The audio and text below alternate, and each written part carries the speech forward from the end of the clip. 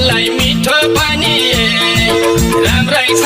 बजार दुईटा बोका बेच्यो कि 30,000 चिन्ता छैन कि मलाई कोरियानी मलाई हङकङ पनि मलाई अस्ट्रेलिया